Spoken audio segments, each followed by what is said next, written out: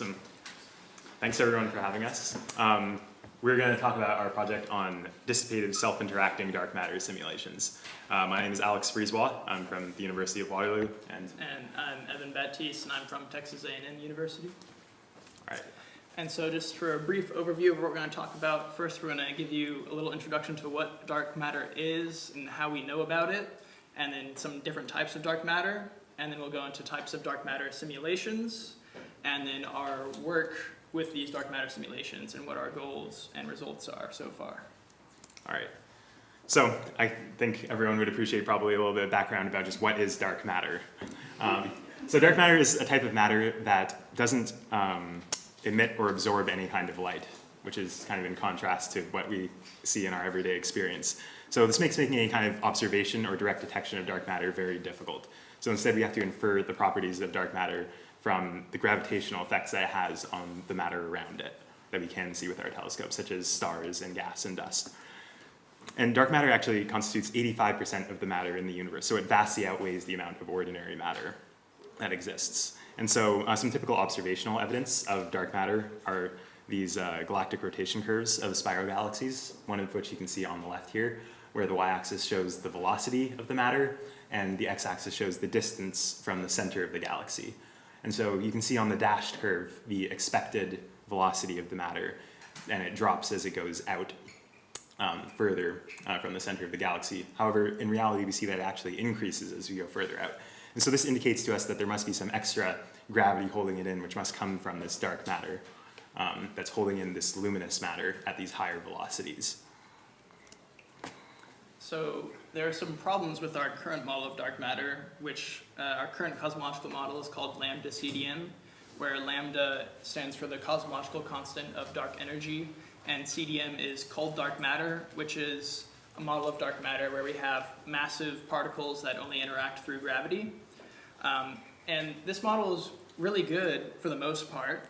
It accurately describes the large-scale structure of the universe and how the universe evolves. And so if you look on the side here, that's what the universe looks like on a large scale, and this is from DESI. But it has some shortcomings if you look on the smaller scales and you zoom in. And these are called the missing satellites problem and the core cusp problem.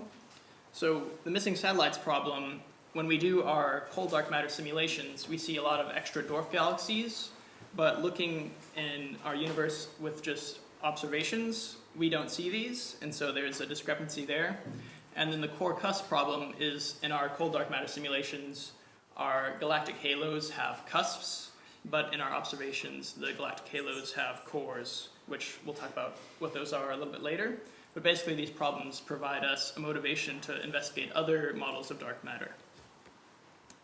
So one of these other proposed models of dark matter is called self-interacting dark matter. And so the basic idea behind this model is that it gives dark matter the ability to interact with itself. So the dark matter particles can collide and they can transfer energy in a similar way to that ordinary matter does.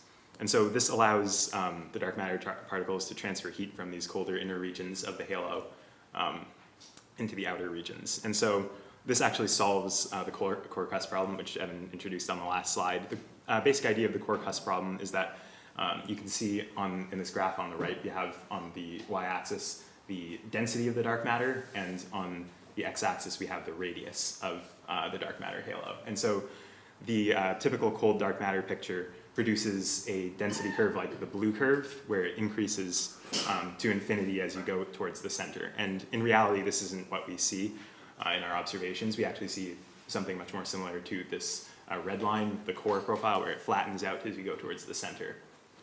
And so this flattened out curve is what we see with self-interacting dark matter, so it much better fits our observational pictures. And so that's how it solves the core cusp problem. And then it similarly also may provide a solution for the missing satellites problem, since these chord profiles are much more susceptible to being disrupted than the cuspy CDM halos, and they're also much less efficient at star formation. So we would expect to see less dwarf galaxies if we used an SIDM model of dark matter. And so these SIDM halos also allow for runaway contraction, so they will collapse at late times, and this is called a gravithermal collapse. And so we talked about self-interacting dark matter, and this is a more specific type of that called dissipative self-interacting dark matter, or DSIDM. And so this is a type of self-interacting dark matter that allows for energy dissipation. And if you look on the side here, there's a little comic I drew that kind of illustrates this. So you have two ground state particles, and they collide, and this brings them to an excited state where they have more energy stored. And then they decay from that excited state, and the energy radiates away from them, which is this dissipation of energy. And what this model of dark matter does is it significantly speeds up the gravithermal collapse of our dark matter halos. And this might explain early supermassive black hole formation.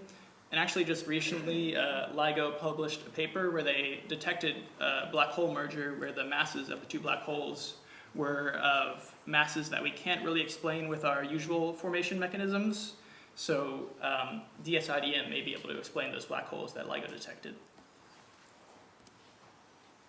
So there are different kinds of simulations that we could do of this dark matter halos. The most accurate type would be these 3D n-body simulations, where we treat the dark matter as a very large number of discrete particles in space. However, doing this is obviously very computationally expensive, since you have to deal with many, many particles at once. So instead, what we opt for is a more efficient type of simulation, which is called a gravithermal fluid simulation, where instead we treat the dark matter simply as a fluid, and we treat it as being spherically symmetric. So this reduces the dimensionality of the problem from 3 dimensions to 1 dimension, and it also allows us not to treat a very large number of particles. So this allows for much quicker computation times, and so then we can explore a much larger parameter space instead.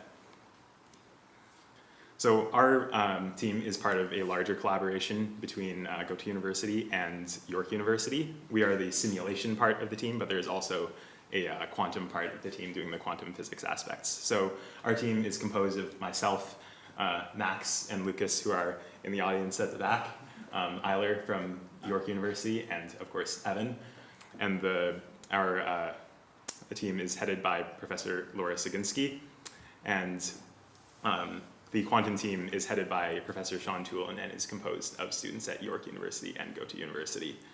And so our simulation team is composed of 2 sub-teams, one of which is called the parameter team, who is working on ensuring that our simulations are in accordance with the existing literature, and then the dissipation team, which is working on implementing the dissipation part of the dissipative self-interacting dark matter. And so in the future, we plan to combine our results with the theoretical results of the quantum team from York in order to upgrade the accuracy of our simulation. So to go a little bit deeper into our goals, we have this simulation code, which is written in Python from Nishikawa et al. And we want to make sure that the simulations from this code are consistent with the data from the existing literature, which is Essig et al. And so on this side, we see the data from Essig, where it's a radius versus density over time plot. And so you can see how the density profile evolves, and at the late time stage, it does the gravithermal collapse, where the density massively increases in a short amount of time. So we want to find consistency with Essig from the Nishikawa simulation, and then we want to upgrade the Nishikawa simulation to do dissipative self-interacting dark matter, because so far it can only do SIDM. And then after we do that, and we have results from the quantum team, we can combine those results with our simulation to improve the physical accuracy. So our preliminary results so far, some of which you can see on the right, are for our simple self-interacting dark matter simulations. Our simulations differ a little bit from the existing literature in late time steps. So our gravithermal collapse is happening a little bit earlier than it does in the existing literature. We think this is likely as a result of a thermal parameter in our code. So this thermal parameter essentially tells us how much energy can be transferred in collisions. So our thermal parameter is likely tuned a little bit too high, since our gravithermal collapse is happening too quickly, so it's dissipating energy too quickly and thus collapsing too quickly. So that's something that we're working on, finding the exact right tuned parameter of this. And so we've also started with implementing the dissipation aspects of the code. However, our dissipation results also differ a little bit from the existing literature. And so we're looking into, whether this is a difference in our implementation or a difference, once again, with the thermal parameters, since it also affects the dissipative dark matter simulations. And so, So in our future work, after we address the problems we're encountering right now, we want to look to use the results from the quantum team in our simulation, and these will basically allow us to have more physically accurate simulations. And then after that, we can look into creating what's called a two-fluid simulation, which is slightly different from what we're using right now, which is an effective one-fluid simulation. And we can compare the results of these two simulations, and if they agree, this means that we can use our current one-fluid simulation, and we can save computation time because it's less computationally expensive than a two-fluid simulation would be. Thank you very much. Thank you.